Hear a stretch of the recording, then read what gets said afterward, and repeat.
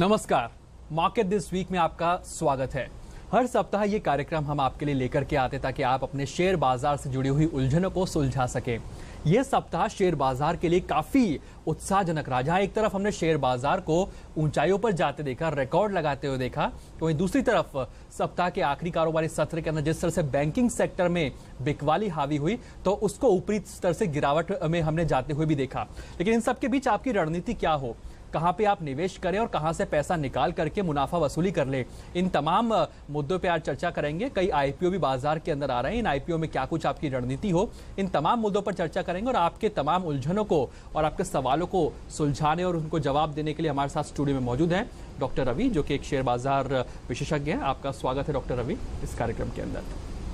और अगर आप इस कार्यक्रम का हिस्सा बनना चाहते हैं और आप अपने सवालों को पूछना चाहते हैं डॉक्टर रवि से, तो 2 हॉटलाइन नंबर आपके लिए खोल दिए गए हैं। नंबर है 011-2309-7663 और 233-86682। ये 2 नंबर आपके लिए अगले आधे घंटे के लिए खोल दिए गए हैं ताकि आप अपनी शेयर बाजार से जुड़ी तमाम चीज़ों को, उलझनों को, सवालों को सीधे डॉक्टर रवि तक पहुंचा सके। तो चर्चा की शुरुआत करते हैं। आपके फोन्स का भी हमें इंतजार रहेगा, आप कॉल कर सकते हैं, लेकिन रवि से समझने की कोशिश करते हैं। रवि, ये सप्ताह आपने देखा कि हम रिकॉर्ड स्तर पर भी जाते हुए दिखाई दिए, वहाँ पे होवर कर रहे थे, लेकिन वहाँ पे बैंकिंग सेक्टर में आखिरकार जो दबाव हमने देखा, येस बैंक ने जिस तरह से एनपीए जो अंडरस्टेट किए हैं, इसके वजह समूचा जो बैंकिंग सेक्टर उस पर आउटलुक क्या आपका इस समय पर निकल करके आ रहा है? देखिए अरुण जी, सबसे पहले तो पूरे मार्केट की अगर नेक्स्ट वीक की बात करें तो अभी तो फिलहाल मार्केट पूरी तरह से बुलिश टोन में है, यानी तेजी की तरफ है। और अगर इस समय बैंकिंग सेक्टर में थोड़ी प्रॉफिट बुकिंग देखने को मिल रही है तो ये एक नॉर्मल बात है, क्योंकि अगर आप ओवरऑल देखें तो बैंकिंग सेक्टर में अब तक 30% से ज़्यादा तेजी आपको सभी शेयरों में देखने को मिल चुकी है, जहां तक आप देखें तो। और मुझे लग रहा है कि यहाँ पर अगर थोड़ा सा एनपीए या ऐसी कोई न्यूज़ आती है तो थोड़ा ज़्यादा आपको प्रॉफिट बुकिंग देखने को मिलती है। लेकिन ओवरऑल सेक्टर वाइज देखें तो फाइनेंशियल के या बैंकिंग के या कंस्ट्रक्शन के इन सेक्टर्स में अभी भी दम काफ़ी देखने को मिलेगा और मैं समझता हूँ कि अभी मार्केट में काफ़ी हद तक एक तेजी का ट्रेंड बना रहेगा। लेकिन जो येस बैंक को लेकर के क्या आउटलुक आपका रहेगा, क्योंकि हमने 5% तक इस शेयर को गिरते हुए देखा है आखिरी कारोबारी सत्र के अंदर? देखिए यस बैंक में ये ज़रूर है कि एक बार चूंकि एनपीए को लेकर के एक गंभीरता देखने को मिली है, तो मैं समझता हूँ कि अभी थोड़ी प्रॉफिट बुकिंग और हावी हो सकती है। लेकिन घबराने वाली बात नहीं है। जो लॉन्ग टर्म इन्वेस्टमेंट के हिसाब से देख रहे हैं और ख़ास तौर से जो जिनका इन्वेस्टमेंट जो है वो 1 साल से 3 साल के बीच में होता है, उनके लिए ये एक अच्छी अपॉर्चुनिटी है कि अगर ऐसा करेक्शन मिल रहा है थोड़ा सा, लेकिन इंतजार करें 1-2 दिन, 1-2 सेशन में अगर क्लोजिंग प्राइस जो है वो पिछले क्लोजिंग प्राइस से नीचे नहीं होता है तो आप उसको फिर से खरीद सकते हैं। अदरवाइज थोड़ा सा इंतजार करके खरीदें तो मुझे लगता है अच्छे रिटर्न्स आपको 1 साल के अंदर और फिर से देखने को मिलेंगे। यानी कि चलिए शॉर्ट टर्म ये हमने थोड़ा बहुत ग्लिच जो देखा है बैंकिंग सेक्टर में, खास करके जो कुछ येस बैंक में जो खबर आई थी उसको लेकर के, लेकिन एक अच्छे खासे यहाँ से रिटर्न्स आपको मिलते हुए दिखाई देंगे। थोड़ी गिरावट पे खरीदारी भी कर सकते हैं। चलिए अगले जो कॉलर हमारे साथ अब जुड़ रहे हैं इस समय पर, भगवान जेणा हमारे साथ जोधपुर से जुड़ रहे हैं, सवाल ले लेते हैं। जेणा साहब, स्वागत है आपका मार्केट दिस वीक में। क्या सवाल है आपका? जीणा जी क्या? हाँ नमस्ते, अपना सवाल कर सकते हैं आप। सर मेरा ये सवाल है, पहले तो शॉर्ट टर्म में अभी नेक्स्ट वीक के लिए कौन सा बैंकिंग सेक्टर सही रहेगा? ठीक है। और दूसरा सवाल है सर, पावर फाइनेंस कॉर्पोरेशन और डिश टीवी, इसका नेक्स्ट वीक में क्या रहेगा स्ट्रैटेजी? एक तो आपने पावर फाइनेंस कॉर्पोरेशन बताया, क्या आपने खरीदा हुआ या फिर खरीदने की सोच रहे हैं आप? खरीदने की सोच रहे हैं सर। ठीक है, और इसके अलावा कौन सा स्टॉक बताया आपने? और एक sir dish TV sir. Dish TV? जी सर। ये भी आप खरीदने की सोच रहे हैं? जी सर। ठीक है, और आपका होराइजन कितना रहेगा जेणा साहब? क्या शॉर्ट टर्म ट्रेडिंग के लिहाज? ऑप्शन के लिए पूछ रहा हूँ सर। अच्छा, आप ऑप्शंस के लिए पूछ रहे हैं। ठीक है, ठीक है, शुक्रिया कॉल किया। ऑप्शंस में क्या स्ट्रेटेजी रहेगी? डिश टीवी की जहाँ तक बात की जाए या फिर पीएफसी की बात की जाए तो क्या? देखिए दोनों ही शेयर काफ़ी तेजी में हैं और लगभग अगर पिछले 6 महीने से देखें तो जैसे पीएफसी की बात करें तो 159 के पास शेयर ट्रेड हो रहा है। 120 रुपए से रैली स्टार्ट हुई, 160 रुपए तक पहुंच चुकी है और मैं समझता हूं अभी फिलहाल इसका बुलिश ट्रेंड कंटिन्यू है। एक करेक्शन अगर मिलता तो शायद ज़्यादा अच्छा होता, लेकिन अगर आप ऑप्शन में स्ट्रैटेजी प्ले करना चाहते हैं तो 155 का एक कॉल खरीद के आप चल सकते हैं, क्योंकि मार्केट में काफ़ी हद तक एक तेजी का ट्रेंड बना रहेगा। आने वाले समय में बहुत जल्द आपको 180 रुपए तक के लेवल पीएफसी में देखने को मिल सकते हैं। ठीक है। दूसरा, आपने डिश टीवी की बात की, 97 रुपीज़ का शेयर इस समय चल रहा है, 110 रुपये का एक हाई बना चुका है और अभी एक करेक्शन मोड में थोड़ा सा है। लेकिन मैं समझता हूँ कि अगर आप इसमें लॉन्ग टर्म इन्वेस्टमेंट के पॉइंट ऑफ व्यू से सोच रहे हैं तो 85 रुपये की स्टॉप लॉस से यहाँ पर बाय करके चलें। 125 रुपए तक का टारगेट आपको आने वाले समय में देखने को मिल सकता है। मुझे लगता है कि यहाँ पर मोमेंटम अच्छा है, फंडामेंटली भी काफ़ी हद तक इसमें पॉजिटिवनेस देखने को मिली है। क्वार्टर 4 के जो रिजल्ट्स थे वो भी काफ़ी अच्छे थे, 38% तक का एक पुल बैक देखने को मिला है। मुझे लगता है कि आप अपने पोर्टफोलियो में इसको रख सकते हैं। चलिए, तो दोनों ही काउंटर्स को एक तरह से हरी झंडी दिखाते हुए इनको आप पोर्टफोलियो में शुमार कर सकते हैं और इनको लग रहा है कि एक अच्छी खासी तेजी भी यहाँ पे देखने को मिल सकती है। इसी बीच हमारे साथ ए राजन जुड़ रहे हैं बेलगाम से। स्वागत है राजन साहब, क्या सवाल है आपका? मेरा ऑप्शन है बताइए। यस बैंक का आपने ऑप्शन खरीदा हुआ है? फेडरल बैंक का खरीदा हुआ है, ठीक है। हाँ। किस भाव पर है? 100 का पुट है, 70 पैसा में बाय है, 3 लॉट। 3 लॉट आपके हैं? हाँ। और ठीक है, इसके अलावा और कोई सवाल आपका राजन साहब? नहीं, कोई। ठीक है, शुक्रिया कॉल करने के लिए राजन जी। फेड बैंक में क्या करेंगे? देखिए, फिलहाल तो फेड बैंक में थोड़ी तेजी है, लेकिन आपने 100 का पुट बाय किया है और जो अभी 1 से 2 दिन में थोड़ा सा इस फेडरल बैंक में अगर देखें तो 118 रुपए से प्रॉफिट बुकिंग देखने को मिल रही है और मैं समझता हूं कि ये प्रॉफिट बुकिंग आपको 105 रुपए तक के लेवल देखने को मिल सकते हैं। तो आपने जो इन्वेस्टमेंट किया है पुट में, उसके लिए आपको थोड़ा सा मैं ये बताना चाहूँगा कि जब ये 105 के पास आता है तो आप अपने पुट की वैल्यू को ज़रूर बुक कर लीजिएगा, उससे ज़्यादा करेक्शन देखने को नहीं मिलेगा। और फ्यूचर के हिसाब से अगर आप देख रहे हैं या स्पॉट लेवल देख रहे हैं तो 120 रुपए के ऊपर जाते ही आपकी पुट की वैल्यू 0 हो जाएगी। मुझे लगता है उसमें तब आपको प्रॉफिटेबल नहीं होगा। लेकिन आप अभी 2 दिन यानी मंडे और ट्यूसडे के लिए आप इंतजार करें, एक करेक्शन मिलेगा, प्रॉफिट बुक करना ना भूलें। चलिए, तो प्रॉफिट बुक करना ना भूलें। इस बीच में हमारे साथ शिवम जुड़ रहे हैं बीकानेर से। स्वागत है शिवम आपका इस शो में, क्या सवाल है आपका? नमस्ते, और रवि सर को, दोनों को नमस्कार। सर, मेरे को इंफ्रा में और पावर सेक्टर में निवेश करना है, तो सर 50 से 100 रुपए की रेंज में सर 5 शेयर बताएं इंफ्रा में और पावर में। सर, अडानी पावर में निवेश कर सकते हैं, रिलायंस पावर में निवेश कर सकते हैं? आपने चूंकि खुद 2 नाम लिए, कोई आप PSU बैंक मेरे पास पड़े, एक बार प्रॉफिट बुक करके नीचे लेना चाहिए कि होल्ड करना चाहिए? सर, बहुत एनालिस्ट कह रहे हैं कि भाई NPA की दिक्कत है तो नीचे आ सकते हैं, तो सर। चलिए, आपने जल्दबाजी में बहुत सारे सवाल कर लिए, लेकिन ऐसे ये सवाल जो आपका है और कई दर्शकों के लिए भी होगा।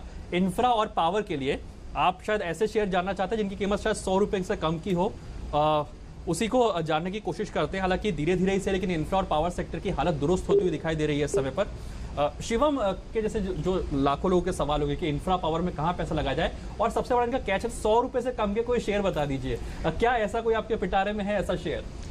शिवम जी, सबसे पहले अभी हम जिस तरीके से बात कर रहे थे और पावर में आपने अदानी पावर जो शेयर का नाम लिया, वो ऑलरेडी बहुत अच्छा शेयर है। मुझे लगता है इसको आपको ज़रूर होल्ड करना चाहिए और इसी में आपको ऐड ऑन पोजीशन भी करनी चाहिए। ज़्यादा पावर सेक्टर में अभी आप ज़्यादा इन्वेस्टमेंट के लिए ना देखें, क्योंकि और पावर सेक्टर में अभी इतनी ज़्यादा तेज़ी आपको देखने को नहीं मिलेगी, क्योंकि काफ़ी हद तक कंपनी के प्रॉफिट्स नहीं देखने को मिले हैं। बहुत से प्रोजेक्ट जो है वो टाइमलाइन पे हैं। तो मुझे लगता है अदानी पावर एक अकेला शेयर है जिसे कि आपने रखा है और बहुत अच्छा शेयर है। दूसरा, आपने जो फाइनेंस की बात करी, अभी हम PFC फाइनेंस की बात कर रहे थे, मुझे लगता है कि वो एक इनके लिए काफ़ी अच्छा शेयर है। और एक और शेयर है जो कि 104 रुपए का टूरिज्म फाइनेंस, मुझे लगता है ये काफ़ी अच्छा ग्रोथ दिखा सकता है। तो आप ये शेयर आप ऐड ऑन कर सकते हैं। लेकिन बहुत ज़्यादा शेयरों में आप इन्वेस्टमेंट हमेशा ना करें जिन्हें आप कंट्रोल नहीं कर सकते। उन शेयरों में इन्वेस्टमेंट करें जिनके फंडामेंटल गुड है। आपने कुछ बैंकिंग सेक्टर अभी बोले कि आपने होल्ड कर रखे। देखिए, बैंकिंग में जब भी कोई किसी भी सेक्टर में आपको तेजी देखने को मिलती है और तेजी करीब आपको 15 से 20% तक की देखने को मिलती है, तो मैं हमेशा आपके जैसे इन्वेस्टर्स को कहता हूं कि एक बार अपने प्रॉफिट को बुक करना ना भूलें। यानी कि अगर सपोज करिए आपने 100 रुपए लगाए और आपको 120 रुपए मिल रहे हैं, तो आप अपने उसका 50% पोजीशन जरूर बुक कर लें। और जब उसमें एक करेक्शन हो, यानी कि 3 से 5% के बीच का करेक्शन हो, तो जो आपने 50% प्रॉफिट बुक किया है, उस प्रॉफिट उसको वापस से इन्वेस्टमेंट करें और उसी शेयर को फिर से खरीद लें। क्योंकि रैली हमेशा देखने को मिलेगी, लेकिन रैली के साथ अगर करेक्शन देखने को मिलता है तो वो ज़्यादा अच्छा और स्ट्रांग होता है और नए इन्वेस्टर वहाँ पर इन्वेस्ट करते हैं, तो उसके साथ में आप इन्वेस्ट करेंगे तो एक अच्छी आपको पॉजिटिव ट्रेंड आपको देखने को मिलेगा और आपका जो इन्वेस्टमेंट है वो भी बढ़ता हुआ नजर आएगा। चलिए उम्मीद करते हैं कि जो रणनीति आपको रवि ने बताई कि प्रॉफिट बुकिंग जरूर करिए, नहीं तो आप अपने स्क्रीन पे केवल मुनाफों को स्क्रीन पे आता हो देखेंगे, पर वो नोशनल गेन होगा, वो असल में आपको गेन होता हो दिखाई नहीं देगा। तो असल में गेन बुक कीजिए, प्रॉफिट बुक कीजिए, सेल कीजिए और मुनाफा जरूर कमाइए जब भी आपको अच्छे खासे मुनाफे मिल रहे हो। इसी बीच पूजा अब हमारे साथ जुड़ रही है कोल्हापुर से। पूजा, स्वागत है आपका, क्या सवाल है आपका? नमस्कार, मुझे जानना चाहिए कि नेक्स्ट वीक में बैंकिंग सेक्टर का क्या रहेगा, कौन सा बैंकिंग सेक्टर अच्छा रहेगा नेक्स्ट वीक के लिए? इन्वेस्टमेंट के लिए आप कोई बैंकिंग स्टॉक्स जानना चाहते हैं, यही सवाल है आपका? हाँ सर, और एक है, मुझे HDIL और बायोकॉन का नेक्स्ट वीक का क्या प्रेडिक्शन रहेगा उसका? आपका बायोकॉन सवाल तो मुझे समझ में आ गया, इसके अलावा कौन सा पूछा आपने? HDIL, ठीक है। पूछा, आपसे समझना चाहेंगे कि आप लंबा निवेश का नजरिया रखती हैं या फिर आप शॉर्ट टर्म ट्रेड या जो 3-4 महीने के लिहाज से जो ट्रेड्स होते हैं उसके लिहाज से आप सवाल पूछ रहे हैं? शॉर्ट टर्म ऑप्शन के लिए, जो 1 महीने के लिए। अच्छा, आप ऑप्शंस की ही बात कर रही है खास तौर पर?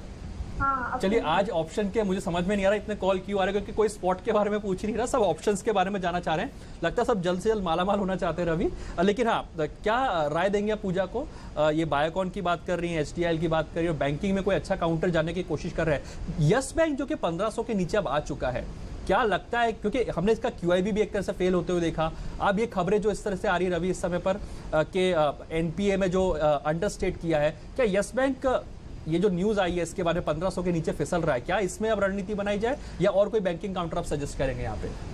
पहले इनके 2 शेयर लेता हूँ मैं जी। इन्होंने HDIL पूछा, बहुत बढ़िया इन्वेस्टमेंट है, 92 रुपीज़ का शेयर है, बिल्कुल होल्ड करके रखिए और मैं समझता हूँ 120 रुपये तक का टारगेट आपको देखने को मिल सकता है। दूसरा शेयर आपने बायोकॉन कहा, ये थोड़ा निगेटिव है, इसके लिए मैं कहूँगा कि आपके पास अगर शेयर है तो एक बार प्रॉफिट बुक कर लें। 981 रुपये इस समय चल रहा है और इसमें एक करेक्शन देखने को मिल सकता है। करेक्शन आपको 850 रुपये तक का लेवल देखने को मिलेगा। फिलहाल डाउन ट्रेंड में है, ऑप्शन में ट्रेड कर रहे हैं तो पुट बाय करके चलें, खासतौर से 950 वाली। दूसरी तरफ जैसे यस बैंक की बात करें, देखिए यस बैंक में एक करेक्शन देखने को मिल रहा है, लेकिन इसके साथ में चूंकि यस बैंक 1500 रुपये का शेयर है और मैं समझता हूं कि जो 1500 रुपये के शेयर होते हैं उनमें थोड़ा सा इन्वेस्टर इन्वेस्ट करने से बचता है, हाई वैल्यू शेयर हो जाते हैं। तो अभी फिलहाल एक स्ट्रैटेजी के हिसाब से देखें तो मुझे लगता है कि अभी थोड़ा सा यहाँ से 1-1.5% का करेक्शन यस बैंक में आपको और देखने को मिल सकता है। लेकिन इसके साथ में अभी हम ही इसी कॉलर शो में बात कर रहे थे,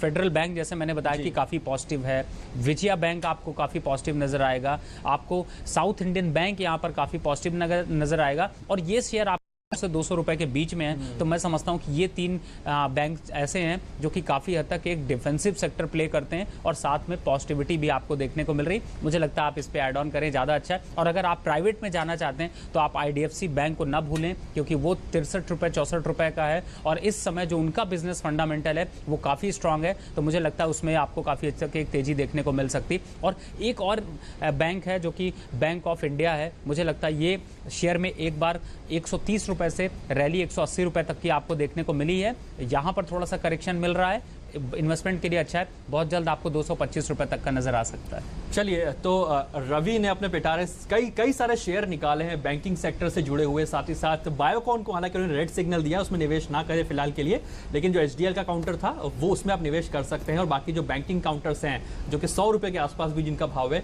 उसमें भी आप निवेश कर सकते हैं। चलिए, अब इस बीच हमारे साथ विजय जुड़ रहे हैं दिल्ली से, विजय कुमार यादव। स्वागत है विजय आपका, क्या सवाल है आपका? एक्चुअली सर मैं अभी 12th करी है और मैं इसी शेयर मार्केट में इन्वेस्ट करना चाहता हूँ, तो मतलब मेरे को ये चाहिए कि उसके लिए मेरे को पहले क्या करना चाहिए? ठीक है विजय, इससे पहले घर में कोई इन्वेस्टमेंट कर रहा है, कोई फ्रेंड इन्वेस्टमेंट कर रहा है, कभी आपने किसी को देखा इन्वेस्टमेंट करते हुए? ये आइडिया आया कहाँ से आखिर आपके घर के आपको इन्वेस्ट करना है, शेयर बाजार में इन्वेस्ट करना है? एक्चुअली मेरे फैमिली में तो कोई बिलोंग नहीं करता है इस फील्ड से, पर मेरा अपना इंटरेस्ट है कि मैं शेयर मार्केट में जाना चाहता हूँ। आप कॉमर्स स्टूडेंट है, साइंस स्टूडेंट है? नहीं, एक्चुअली साइंस स्टूडेंट। अब साइंस स्टूडेंट है, ठीक है। चलिए जानने की कोशिश करते हैं। विजय ने सवाल तो किया, 12th स्टैंडर्ड पास करके साइंस स्टूडेंट है, कह रहे हैं कि अब शेयर बाजार में कूदना है, हो सकता है शायद करियर भी बना ले अपना। कहां से शुरू करें? क्या विजय शेयर बाजार में ट्रेडिंग शुरू कर सकते हैं या इन्वेस्टमेंट शुरू कर सकते हैं? मैं समझता हूँ इनको पहले बात तो विजय जी आपको कांग्रेचुलेशन बोलूंगा। आपका ऐसा क्वेश्चन है जो कि मेरे हिसाब से लगता है कि ज्यादातर हिंदुस्तानियों का ये क्वेश्चन होगा एक तरह से, बिल्कुल। कि मैं इन्वेस्टमेंट कब स्टार्ट करूं, और आप आज अर्ली एज में स्टार्ट करने की बात कर रहे हैं, तो यानी कि आपके पास सीखने के लिए स्कोप वो बहुत बड़ा है और आप इसमें भी अपना करियर बना सकते हैं। पहला तो मैं ये बताना चाहूँगा। दूसरी बात, इन्वेस्टमेंट करने के लिए देखिए, सबसे पहले आप किसी ब्रोकिंग हाउस के पास आपको अपना डीमैट अकाउंट खुलवाना पड़ेगा। जैसे आपका बैंक अकाउंट खुलता है, उसी तरीके से आपके जो रजिस्टर्ड ब्रोकर हैं, जैसे आपके मोतीलाल ओसवाल है, SMC है, या फिर ऐसे कई ऐसे ब्रोकिंग हाउसेज हैं जिनमें कि आपको अपना डीमैट अकाउंट खुलवाना पड़ेगा। डीमैट अकाउंट का सिंपल प्रोसीजर है, जो KYC नाम आप बैंक को ओपन करने के लिए, बैंक में अकाउंट ओपन करने के लिए खोलते हैं, वही आपको यहाँ पर ब्रोकर के पास खोलना होगा। उसके बाद ही आप इन्वेस्टमेंट या फिर ट्रेडिंग कर सकते हैं। और आप चूंकि अभी ग्रोइंग उसमें हैं, इन्वेस्टमेंट भी देखना चाहते हैं, तो मैं समझता हूं कि आप छोटा इन्वेस्टमेंट करें। जैसे देखिए, स्टॉक मार्केट में 10 रुपए से लेकर 1 रुपए से लेकर के आपको 15,000 20,000 तक के शेयर, 40,000 तक, 70,000 तक अब तो शेयर आ चुका है। बिल्कुल, कई शेयर्स तो कुछ ऐसे शेयर्स होते हैं। लेकिन मैं समझता हूं कि आप इसको अभी ऐसा करें कि आप सिर्फ 500 रुपए का एक इन्वेस्टमेंट करें जो आपकी पॉकेट मनी है, और कुछ सेक्टर्स को सेलेक्ट करें, उनके ऊपर स्टडी करें, उसके बाद इन्वेस्टमेंट करें। और अगर आप अपने घर में सजेशन देना चाहते हैं और बड़ा इन्वेस्टमेंट, यानी कि आपको 10,000 5,000 रुपए इन्वेस्टमेंट करना है, तो मैं कहूंगा कि आप ब्रोकिंग हाउस के पास जाएं, अकाउंट भी खुलवाएं, लेकिन उनसे कहें कि सिस्टमैटिक इन्वेस्टमेंट प्लान मैं कैसे ले सकता हूं, क्योंकि उसको आप लेते हैं तो उसको एक फंड मैनेजर मैनेज करता है, जिसमें कि आपको अच्छे रिटर्न मिलते हैं। तीसरा एक और ऑप्शन आप ले सकते हैं कि आप म्यूचुअल फंड के थ्रू डायरेक्ट इन्वेस्टमेंट कर सकते हैं। तो आपके पास ऑप्शंस है, लेकिन इन सब के लिए आपको ब्रोकर के पास जाना पड़ेगा, पहले अकाउंट खुलवाना होगा। तो वहां जाएं, अकाउंट खुलवाएं और उनकी रिसर्च के साथ ये क्वेश्चन पूछें, ज्यादा अच्छा है। छोटा सा इसमें ऐड कर दूं, रवि जो आपने कहा, ब्रोकर के पास जाए नहीं, गूगल पे आज टाइप कर लीजिए how to I want to open demat account, कई सारे लिंक उसमें खुल जाएंगे। आप उस पर क्लिक कीजिए, अपना मोबाइल नंबर डाल दीजिए, और जितने ब्रोकर्स है वो आपके घर पे आने को तैयार हो जाएंगे। खाली अपना पैन कार्ड तैयार रखिए और एक कैंसिल चेक तैयार रखिए और 2 फोटोग्राफ तैयार रखिए। ब्रोकर्स आपके घर पे आने के लिए शुरू हो जाएंगे और आपको फोन कर करके परेशान भी कर देंगे कि आप उनसे डीमैट अकाउंट खुलवाइए। तो बहुत ही सिंपल प्रोसीजर है। कहने का मतलब ये है, आप घर बैठे बैठे ही डीमैट अकाउंट यानी कि डीमैटेरियलाइज अकाउंट खुलवा सकते हैं, जिसमें कागज में नहीं, बिल्कुल डीमैट फॉर्म में आपके जो शेयर्स रहते हैं। तो आप जल्दी ही शुरू करेंगे शेयर बाजार में निवेश की उम्मीद करते हैं। चलिए, इसी बीच धर्मपाल गोयल हमारे साथ जुड़ रहे हैं चित्तौड़गढ़ से। धर्मपाल जी, स्वागत है आपका इस खास कार्यक्रम में। हेलो सर, नमस्कार। नमस्कार, सवाल कीजिए अपना धर्मपाल जी। सर, मैंने पिछले वीक ही डॉक्टर रेड्डीज, डॉक्टर लाल पैथ, ठीक है, ये खरीदे थे 980 रुपए में। ठीक है। तो अब ये कल एकदम से 8% के करीब गिर गया था। ऐसा क्या न्यूज है, क्या मैं इसे रखूं या निकाल दूं, क्या करूं? मुझे तो ये बहुत अच्छा शेयर लगता था। बिल्कुल। इसके अलावा कोई और शेयर है आपके पास धर्मपाल जी? हाँ सर, बहुत सारे हैं। यूं तो जीवीके पावर भी है, बहुत पुराना है, उसमें भी बहुत लॉस जा रहा है मुझे। जीवीके पावर के बारे में? और सर एक लॉस मेकिंग एक और है इसका, आलोक इंडस्ट्रीज का, वो भी पुराना पड़ा हुआ है। इसके इन तीन आलोक किस भाव पे लिया है आपने? खासकर लाल पैथलैब के बारे में जरूर बताइए। लाल पैथ के बारे में होप से ये लिया था। ठीक है, जान लेते हैं क्या कुछ रणनीति हो डॉक्टर लाल पैथ्स के अंदर। अच्छे खासी आईपीओ में लिस्टिंग के बाद में कल जब 7% तक गिर जाता है, कोई भी इन्वेस्टर घबरा जाएगा, आखिर ऐसा हुआ क्या कि लाल पैथ जैसा काउंटर गिर जाता है? क्या कुछ इसमें अब रणनीति हो इसमें? देखिए, 2 चीज़ें हैं। इनके 4th क्वार्टर का रिजल्ट बहुत अच्छा नहीं आया है और यहाँ पर थोड़ी सी प्रॉफिट बुकिंग देखने को मिली, इसकी वजह से है 980 रुपये के पास शेयर चल रहा है। और फिलहाल अभी मैं समझता हूँ कि एक बार थोड़ी सी और प्रॉफिट बुकिंग आपको देखने को मिल सकती है। ये शेयर अभी 950 रुपये तक का लेवल आपको देखने को मिलेगा, यानी कि कम से कम यहाँ से अभी 1 से 1.5% तक की गिरावट और देखने को मिलेगी। अगर आप इंट्राडे के हिसाब से ट्रेड कर रहे हैं तो मैं कहूँगा कि ज़रूर एग्जिट कर लें। बाकी आपने जो 2 शेयर बताया, उसमें अगर पहला आलोक इंडस्ट्रीज़ लें तो मुझे लगता है कि वो भी शेयर जो है वो काफ़ी हद तक एक निगेटिव ट्रेंड में देखने को मिल रहा है। इनके रिजल्ट में देखें तो लॉस जो है वो 1212 करोड़ का इनका लॉस रहा है। तो मैं नहीं समझता कि इस तरह की कंपनी जो है वो बहुत ज़्यादा प्रॉफिट टेकिंग निकाल सकती है। पैसा निकाल के कोई अच्छे प्रॉफिटेबल शेयर में शिफ्ट करने की रणनीति बताएंगे? इन्होंने इन्वेस्टमेंट बताया कितने पे किया था? ये आलोक इंडस्ट्री का आई थिंक 18-19 से कम में नहीं होगा। अब तो 3-4 रुपए का भाव चल रहा है। 3 रुपए 53 पैसे रेट चल रहा है। मुझे लगता है आपके पूरे पैसे लगभग डूबने की स्थिति में हैं, तो बेटर होगा कि आप इससे पैसे निकाल लें और थोड़े कम शेयर खरीदें, लेकिन लिक्विड शेयर खरीदें जिनमें अच्छी लिक्विडिटी है। और एक तीसरा शेयर इन्होंने और जीवीके में भी आप देखेंगे तो इसमें भी एक प्रॉफिट बुकिंग देखने को मिल रही है। फिलहाल ये स्टॉक अभी जीवीके पावर पूरी तरह से डाउन ट्रेंड में। मैंने जैसे अभी बताया कि पावर में अगर आपको खरीदना है तो आप अदानी पावर खरीदें। इस पावर सेक्टर में कोई बहुत ज़्यादा तेजी आपको देखने को नहीं मिल रही है। लाल पैथ में और एवरेज कर लें 900 रुपए के भाव पे अगर आ रहा है तो क्या इस समय एक्यूमुलेट और करके एवरेज आउट करें, या फिर अभी थोड़ा बचे उस चीज से? अब मुझे लगता है अभी चूंकि लॉस शो किया है कंपनी का, और चूंकि यहाँ पर अभी डाउन ट्रेंड एक देखने को मिला है, 7% का एक करेक्शन है, तो मैं समझता हूँ अभी ये करेक्शन 10% तक टोटल देखने को मिल सकता है। तो फिलहाल अभी एवरेज करने से बचना चाहिए। और लोअर साइड पे अगर देखें तो 880 रुपए का काफी स्ट्रॉन्ग सपोर्ट है। अगर उन लेवल्स पे आता है तो एवरेज करेंगे तो ज्यादा अच्छा आपको ट्रेंड देखने को मिलेगा। चलिए, उम्मीद करते हैं कि आपकी उलझन सुलझी होगी इन तमाम स्टॉक्स को लेकर के। अब इसी बीच सीपी मिश्रा हमारे साथ जुड़ रहे हैं कोलकाता से। मिश्रा जी, स्वागत है आपका मार्केट दिस वीक में। क्या सवाल है आपका? देखिए, मेरे पास में क्या है, 8000 KS ऑयल का शेयर है। ठीक है। वो कम से कम भी 6-7 साल हो गया मुझे होल्ड किए हुए। किस भाव पे लिया था आपने? ये एवरेज मेरा पड़ता है करीबन 6 रुपया। ठीक है। तो अभी मतलब क्या इस कंपनी का क्या पोजीशन है, कुछ बता सकेंगे? ठीक है। एक चीज आपसे पूछना चाहूंगा कि आपको लगभग 6-7 साल हो गया इसको होल्ड करते हुए। हाँ। और बीच में ये आपने प्रॉफिट इसको बेचने की सोची भी नहीं, क्योंकि अब इसका भाव शायद 45 पैसा या 50 पैसे के आसपास चल रहा है ये काउंटर का। तो आपने इसको बेचने की सोची भी नहीं, या फिर आपने इस काउंटर को चेक ही नहीं किया था कि इसका परफॉर्मेंस कैसा चल रहा है? ना साहब, मैंने कोई ट्रैक भी नहीं किया, बेचने का कोशिश भी नहीं किया, वो वैसे ही पड़ा हुआ है। अच्छा, यानी कि 45 पैसे का भाव चल रहा है। चलिए जान लेते हैं मिश्रा जी, क्या करें अब आप केएस ऑयल्स में बुरे फंसे हैं, क्योंकि 6 रुपए का आपका एवरेज है, अब इसकी कॉस्ट 45 पैसे रह गई है। रवि, जल्दी से बताइए। मैं जानता हूं आपका जवाब नेगेटिव ही होने वाला है, लेकिन फिर भी अब क्या इसमें रणनीति होगी? तो मैं जैसे और ज्यादा कितना होल्ड करूं, ये जरा सुझाव। अब इसमें होल्ड करने लायक बचा क्या है? मतलब मैं तो ये समझना चाह रहा हूँ पहले। रवि, क्या इसमें अब होल्ड करें ही है? पहली बात मैं आपको बताऊं कि ये शेयर एक ऐसा है जो कि 3 रुपए से स्टार्ट हुआ था और आपको 300 रुपए तक का ये शेयर देखने को मिला। उसके बाद मैनेजमेंट पकड़ा गया इनसाइडर ट्रेडिंग में, और उसके बाद फिर इस शेयर को कुछ प्रमोटर्स ने छोड़ दिया। लेकिन आप जैसे जब इन्वेस्ट करते हैं तो आप प्रमोटर बन जाते हैं, इस वजह से ऐसा हो जाता है। मैं समझता हूँ ऐसे शेयर में तो बिल्कुल इन्वेस्टमेंट कभी नहीं करनी चाहिए। और अभी आपके पास है 45 पैसे है, मैं नहीं समझता कि आपको इसमें कभी भी आगे प्रॉफिट आने वाला है। आप पड़ा रहने दे चाहते हैं तो ये आपकी चॉइस है, लेकिन मैं कहूँगा कि आप जो भी बचता है वो निकाल लें। इस शेयर में फिलहाल कोई तेजी आने वाली नहीं है। मैनेजमेंट पूरी तरह से जो है वो निगेटिव है, और काफ़ी मैनेजमेंट इसके छोड़ के जा चुके हैं। कंपनी में कोई ग्रोथ नहीं है, तो मैं नहीं समझता कि इस शेयर में कोई तेजी आपको देखने को मिलेगी। फिलहाल आपका पूरी तरह से लॉस है, जो बचा है वो लेके बच जाइए, वही ज़्यादा अच्छा है। चलिए, तो जितना बचा है उसे लेकर के किसी और अच्छे स्टॉक में जो ब्लू चिप कंपनीज है उसमें डाल के थोड़ा बहुत मुनाफे को नलीफाई वहां से करने की कोशिश कीजिए, वही आपके लिए शायद एक अच्छी स्ट्रैटेजी साबित हो सकती है। चलिए, इसी बीच लोकेश हमारे साथ जुड़ रहे हैं बांसवाड़ा राजस्थान से। लोकेश, स्वागत है आपका। क्या सवाल है? कुछ प्रोजेक्ट ले रखे हैं। हाँ, बताइए। के हैं 94 की रेट में। क्या स्टॉक बताया आपने? ARSS infra.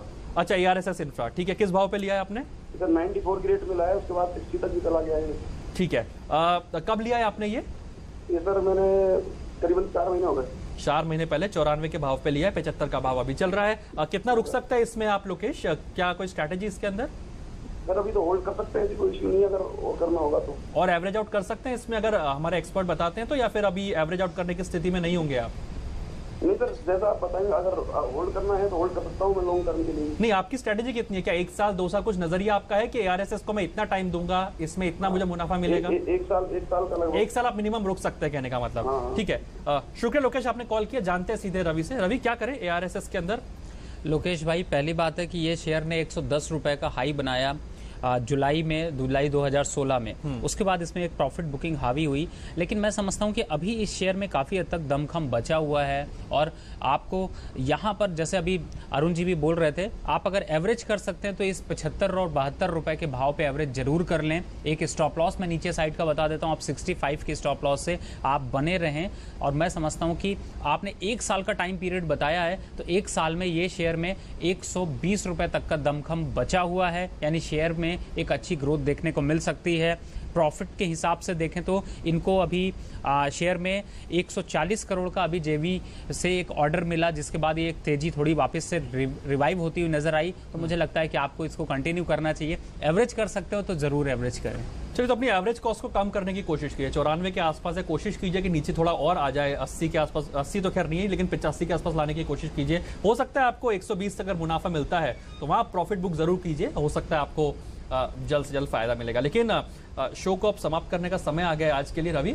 लेकिन आज के शो में अगर हम हटको के आईपीओ की बात ना करें तो शायद हटको के आईपीओ के साथ बेईमानी होगी। 80 गुना सब्सक्राइब होता है हटको का आईपीओ, 12,000 का एक लॉट साइज आता है। जिनको अब ये लॉट मिलेगा, हालांकि वो अलग बात है, जिनको नहीं मिलेगा वो लिस्टिंग वाले दिन क्या करें, और जिनको हटको का आईपीओ मिल जाता है वो लिस्टिंग वाले दिन क्या कुछ करे। फाइनेंस मिनिस्ट्री खुद ट्वीट करके इस बात की एक पॉजिटिव संकेत देता है कि काफी शानदार रिस्पॉन्स इस आईपीओ को मिला है। क्या स्ट्रेटेजी होगी दोनों इन्वेस्टर्स के लिए? देखिए, पहला मैं अरुण जी कहूंगा कि जब भी आईपीओ कोई भी हो, हुडको का देखिए आईपीओ हो या किसी का भी हो, जब भी आईपीओ आपका लिस्ट होता है और शेयर प्राइस लिस्ट आपका पॉजिटिव होता है तो आप 50% पोजीशन तो आपको इमीडिएट बुक करनी चाहिए। That is a simple strategy, और उस प्रॉफिट का आप एंजॉय करें वो ज्यादा अच्छा है, आप अपने पास रखें। दूसरा, आप अगर आपका निगेटिव लिस्ट होता है तो पूरी तरह से उस आईपीओ से निकल जाना चाहिए, क्योंकि आपके और बचे पैसे में नुकसान हो सकता है। और अब जहां तक हुडको के आईपीओ की बात करें, 80 गुना सब्सक्राइब हो चुका है, काफी पॉजिटिव ट्रेंड देखने को मिल सकता है, और मैं समझता हूं कि अगर आपके पास होता है तो जरूर होल्ड करें। 3 से 5 साल के अंदर इस स्टॉक में 3 गुना होने के चांसेस आपको दिखेंगे, लेकिन फिलहाल स्ट्रैटेजी के हिसाब से 50% प्रॉफिट जरूर बुक करना चाहिए। जिनको नहीं मिले लिस्टिंग वाले दिन खरीद लें? नहीं, मैं समझता हूँ लिस्टिंग के बाद आप कुछ दिन इंतजार करें, मार्केट में अगर कोई करेक्शन बड़ा देखने को मिले तब इन्वेस्टमेंट करें। अगर नहीं लिस्टिंग में आता है तो तुरंत इन्वेस्टमेंट करने से थोड़ा बचें, 1-2 हफ्ते तक आप उसको कंसोलिडेट होने दें, क्योंकि इतना अभी मार्केट में इतनी तेजी आपको नहीं देखने को मिलेगी जो आप उम्मीद कर रहे हैं। एक कंसोलिडेटेड फेज में आता है तो शेयर में इन्वेस्टमेंट करना ज्यादा आसान होता है और आपका पैसा सेफ होता है। चलिए रवि, आपने तमाम शेयर्स पे बात की, कोई आखिर में डिस्क्लेमर या डिस्क्लोजर? जिन भी शेयर में बात करी, मेरी इसमें कोई भी पर्सनल पोजीशन नहीं है, लेकिन मेरी कंपनी की तरफ से क्लाइंट्स को ऐसे सजेशंस गए हुए होंगे। चलिए, शुक्रिया डॉक्टर रवि हमारे साथ इस कार्यक्रम में जुड़ने के लिए। तो मार्केट दिस वीक में आज इतना ही, लेकिन अगले सप्ताह फिर आपसे होगी मुलाकात, जहां शेयर बाजार का जो तमाम सिलसिला है और आपकी जो उलझन है उसे सुलझाने की कोशिश करेंगे। फिलहाल मुझे दीजिए इजाजत, नमस्कार।